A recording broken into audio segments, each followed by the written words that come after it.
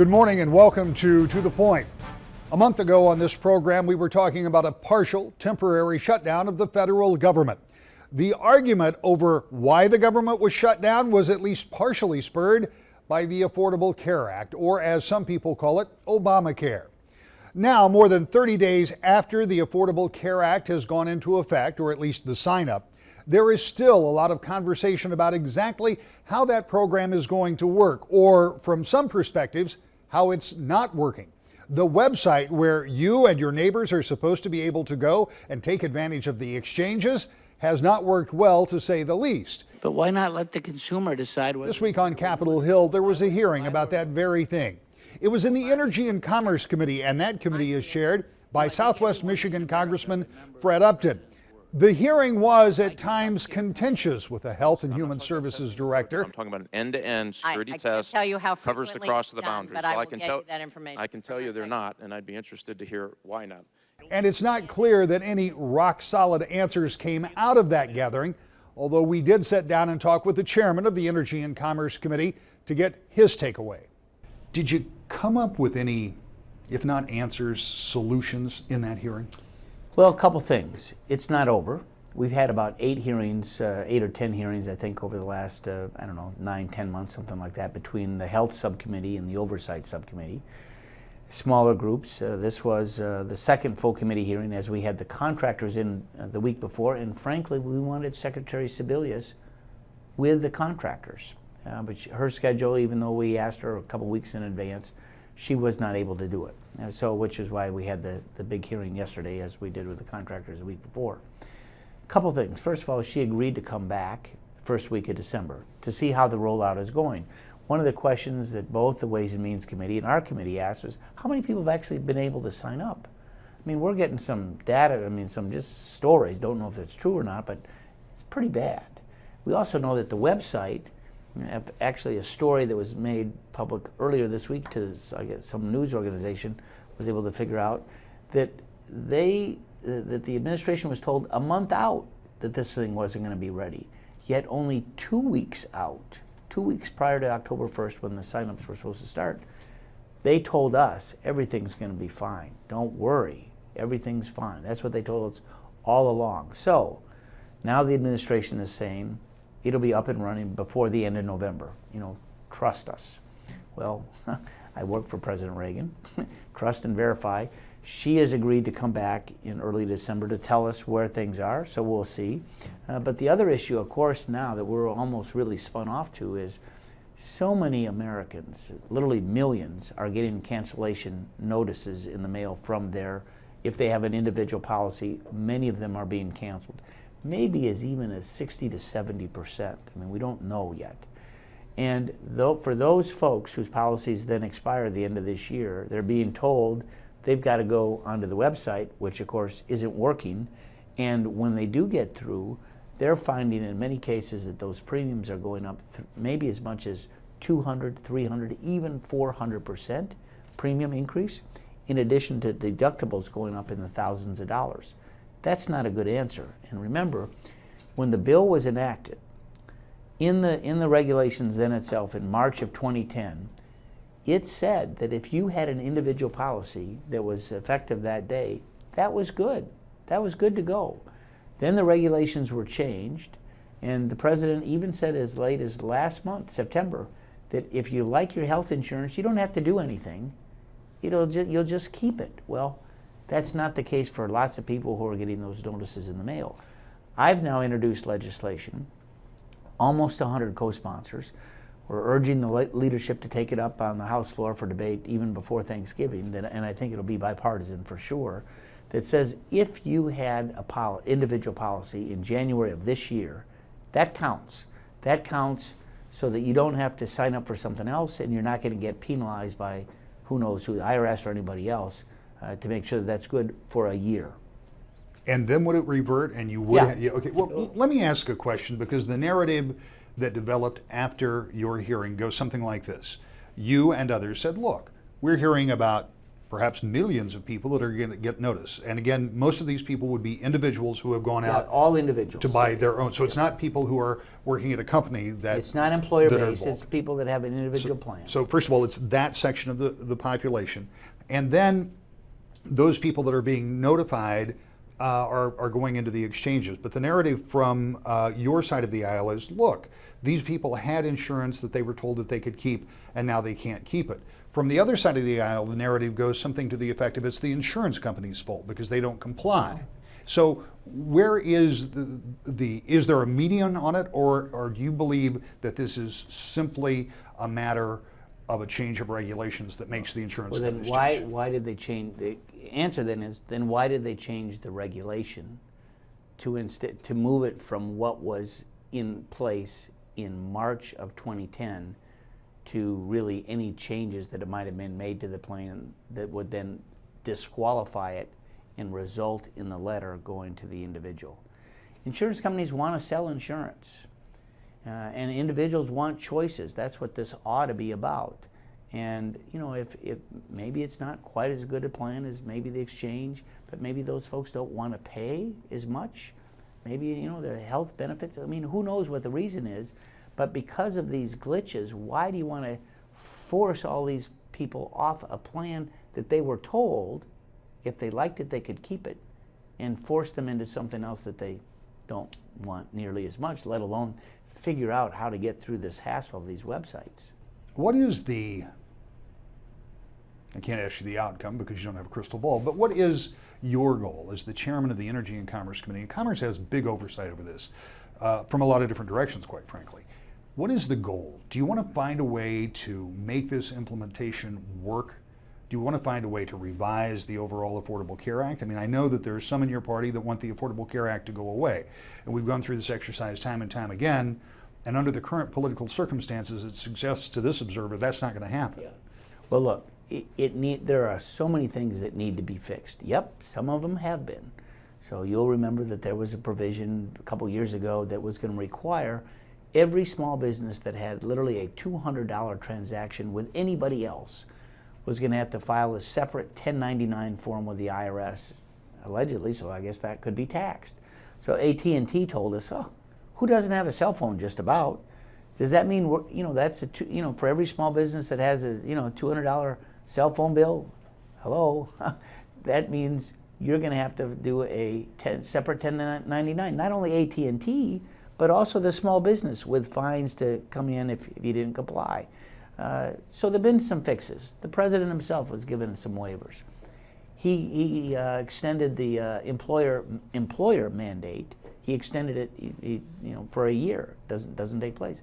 This is the individual mandate now that we're talking about as well. Ought to be extended if you had a policy. So lots of fixes that need to be made. We also know too, and this is very serious in letters that we're doing even this week.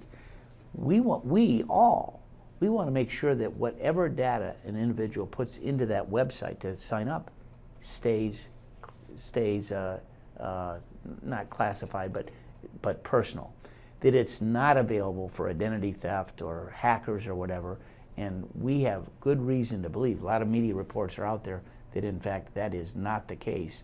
And because they did not, literally they're changing these lines and computer codes literally every night, because they're not testing it literally every day from end to end, it allows outsiders to get in and perhaps steal that private information that people log in. One of your colleagues from Michigan, Mike Rogers, is chairman of the Intelligence Committee. He had some serious lines of questioning during the committee. And he, in fact, asked the Secretary of HHS if she would shut down the site to do an end-to-end test, and she said she would not. Are those security concerns such that you will push that issue to shut down the system to test it? Well, it shouldn't be run if it's not secure. It should not be run if it's not secure.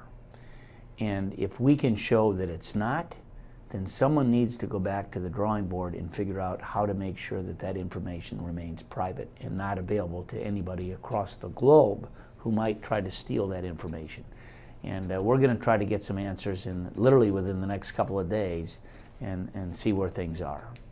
When the Secretary comes back in December, let's just make a couple of assumptions. And this is not predictive, I'm just setting up a scenario.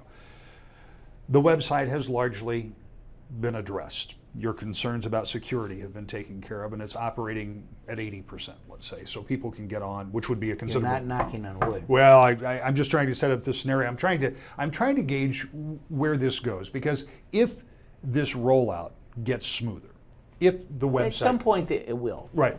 Whether it's December or June, who knows when. But at some point, they spent hundreds of millions of dollars. You got to imagine that somewhere along the line it does get fixed. So let's say she comes back in December and things are working at least considerably better than they are now.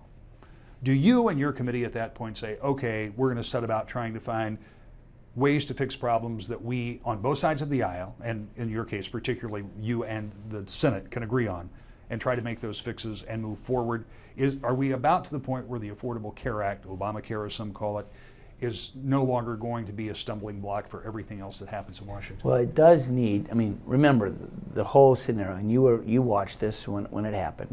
It was really a purely partisan bill. Not a single Republican, House or Senate, passed by one vote in the Senate, passed by only a couple of votes in the House.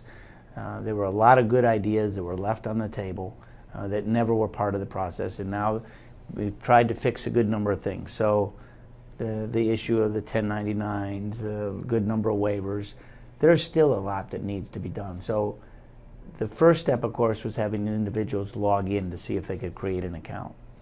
That really ought to be the easy part, something that and this is where we'll go next. We want to make sure that the providers, whether it be Bronson or Borges or Sparrow, when people really do show up for services that are logged in next year, which is not very far away, we want to make sure there aren't any glitches there. And I got to tell you, those providers, the doctors and the hospitals, they're going to want to know that the money that they're spending to help people, that they're going to get reimbursed, because they can't go very long. There are some pretty big medical bills out there. They want to make sure that that system's working too. So we have a lot of oversight to do. Yes, it is the law, but there are a lot of flaws that need to be fixed, and we're going to try to identify those, listen to people, and see what we can do to mend it. We've got one final question for you, and this one deals somewhat with the Affordable Care Act, somewhat with the shutdown of government, somewhat with the real combative nature that we've seen in Washington over the past number of years. I was looking at two separate polls today, and as a profession, you and your colleagues That's why I go by Fred. are not particularly highly thought of right now. Republicans come in with even lower number than Democrats, but nobody is even near 40%, much less 50%. The president's even under 50% for approval rating right now. I know for you as an individual that's not perhaps terribly important, but for us as a country, for the way the American people view their form of government, how important is it that a majority, and a good-sized majority, don't seem to have any confidence? Yeah, this has been a concern of mine for a while, and we have so many challenges as a nation. Lots of issues. There were no winners in this mess that we had in October. Really none. Things were hell in a handbasket. I was one of the 87, as you know, the Republicans that voted to stop the chaos and to move forward. And I would hope that as we reflect back on that, all of my colleagues, Republicans and Democrats, we can find areas where we can agree. That's why it's important to do a farm bill. It really is. Not only on the SNAP side of things, but also on the agriculture side and exports and all of that. It's important that we address immigration reform. The town meetings that I do, literally, all the time, meetings that I have, by a strong majority, folks say, hey, it is a broken system. Let's figure it out. Not only for the people that want some type of legal status here, because you're not going to send 11 million people back, let's face it, but also the employers and the families, and even the H-1B visas, which takes the highly educated folks that we want to stay here in this country. We're educated and we want them to be here. All of those issues, we need immigration reform, and I'd like to think that we can do it. We need to figure out a way to get a balanced budget ultimately and make the right decisions and the priorities. And tax reform, we lost a great company's headquarters, Perigo, just moved to Ireland, announced it a couple months ago. Why? Because of the tax code. Let's change it. Let's have tax incentives to stay here and create jobs here and export products, not jobs. Those are some of the things that we ought to be doing. And I think that if we do, and really on a bipartisan basis, as they should be, we can perhaps restore the standing of where any of our elected leaders are, and really get away from the hardball tactics that some on both sides use to really, I think, destroy the legislative process. That, of course, is one point of view when it comes to the Affordable Care Act. You don't need me to tell you that between Republicans and Democrats, there is a big chasm on how they view what some people call Obamacare. And there is also a big difference in the way they believe it will ultimately be implemented. What we know for now is that another hearing is scheduled, and there are still people having problems with that website. Still, the administration says people are signing up. We'll continue to watch and try to get hard numbers, and next week, we'll bring you another Washington insider view of the Affordable Care Act, this time from the Democratic side of the aisle. When we return, back to state government and something that's being done about bridge cards. What are bridge cards? We'll talk about that too. Next, To the Point.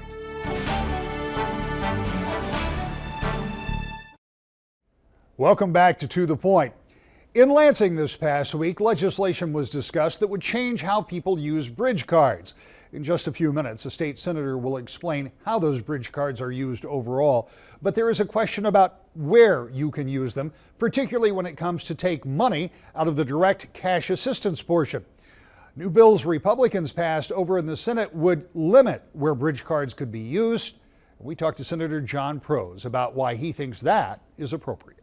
Senator, let's talk about something that creates a little bit of controversy. We'll get to that part in a minute, but let's talk about why you in the Senate have decided that people who use bridge cards, and we're going to start with you explaining what a bridge card actually does, why people using bridge cards may not be able to use them everywhere that they previously have been able to. First of all, tell me about a bridge card. What is it? The bridge card, I serve on the Department of Human Services Subcommittee on Appropriations, and I have for 6 of the years that I've been in the legislature.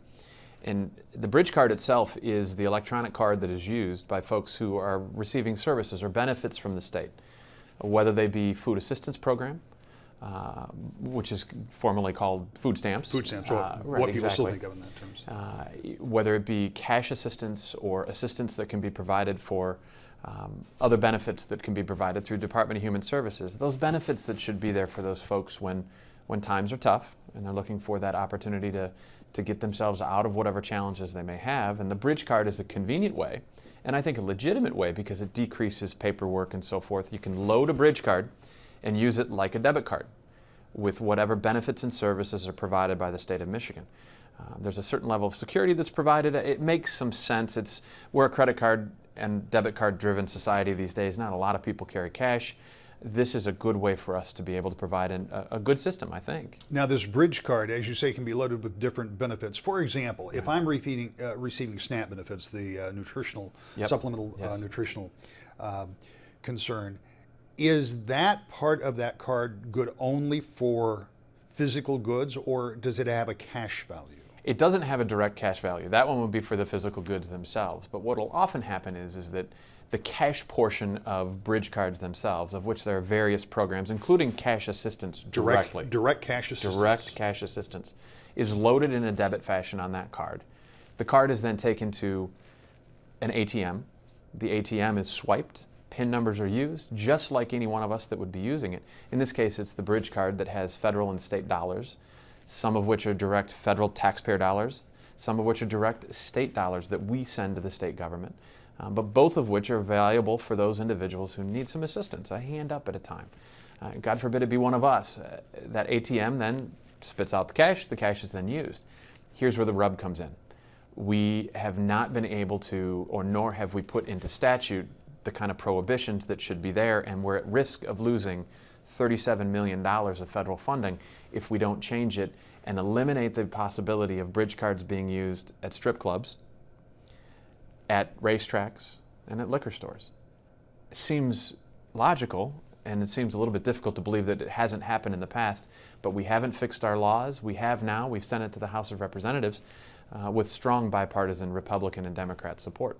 Now, let's talk about that a little bit, because what you're going after here is the ability to use this, particularly the cash assistance part. I'm not sure how one would make the case for using it at a strip club or at a racetrack. However, there have been some folks who have said, well, wait a minute. We have people that are on these benefits that do not live near conveniently located grocery stores. That's and for that sure. there are some areas, and I think that was one senator from Detroit who made the case that, look, a lot of these folks who are using these benefits are indeed using them at places that would be considered liquor stores, because in some places that comes as close as a grocery store, if you will. It's a convenience store. They have, Right. in addition to liquor, they may have some foodstuffs there. Does that put a hardship on them? I think that ATMs are ubiquitous. They're everywhere. I don't know of a corner any longer, or even those liquor stores and grocery stores, et cetera. Just down the street is going to be a gas station in most cases. And that gas station right there with the convenience portion of it also has an ATM involved. I think that today it's very easy to find the ATM that is a legal place for you to be able to get those particular benefits. I'll tell you, the merchants have something to say about this though too, Rick, and I think that they have a responsibility also. I happen to know several different gas station owners in the 300,000 people that I represent in Southwest Michigan. And those gas station owners say, you know what, I won't allow bridge cards to be used illegally, because I know that they're going to go right down the street though to the other convenience store operator and gas station owner that is doing it illegally. So we really have to make sure that we look at this comprehensively, not just the beneficiary, not just the person who needs the assistance, but how about those individuals that are also the proprietors of those establishments? They have a responsibility to doing the right thing also. It's our tax dollars, and it should be there for those who need it, not in a fraudulent manner. You also talk about the federal component. Explain that a little bit. The federal government says that you have to make certain compliance changes Yes. in order to continue to receive the full amount of money from them. That's correct. And the strings attached from the federal government are not uncommon. We see this all of the time. We saw it back in a long, long time ago when we moved to 21-year-old drinking age. The federal government, of course, tied all of our federal funding for roads to the drinking age change to 21, and we had to statutorily change that. Same situation here. The federal government provides the majority of the funding for those SNAP benefits that you mentioned earlier, or cash assistance or otherwise. We match that number and draw that federal dollar down with our own state tax dollars. So not only are our federal dollars going to Washington and coming back in a formula, but we're also doing it on our own state dollars. The two are combined together, and we administer the program in the state of Michigan. That's where the rub is with the federal government. We administer the program, and we don't have the proper safeguards in place yet, which is why I think that the majority of the Republicans and Democrats in the Senate said, yeah, it's a smart move. Let's not lose the $37 million. Let's put the right safeguards in place and make sure that those that deserve the benefits receive those benefits and use them legally. And that moves on to the House for consideration. Whenever they decide to take it up, we'll continue to follow it. Absolutely. And I think they'll move quickly because I think it makes logical sense. In fact, I know that it passed out of committee already. Of course, that's not all that's going on in Lansing, but the month of November there is generally relatively slow when it comes to legislation. First, there'll be somewhat of a break for Thanksgiving, but there's also a break before that, and that's for the firearm deer hunting season. So the House and the Senate won't be meeting much in November, but we will be keeping you updated as we move towards the end of the year and get ready to turn the calendar into a new election year when you can be sure things will heat up in the state capitol. We'll be back with more To the Point in just a moment. In Washington, the conversation continues around the Affordable Care Act, and in your neighborhood, people are still trying to figure out how they may be able to sign up, while other people are wondering if their policies may be canceled. There is still a lot of confusion, and next week, we want to get a Democratic view of exactly how they believe the Affordable Care Act will ultimately work. Also, we'll keep a close eye on what's going on in Lansing, and as we do every Sunday morning, we'll keep you updated right here when you join us at 10 o'clock on Wood TV 8 for To the Point.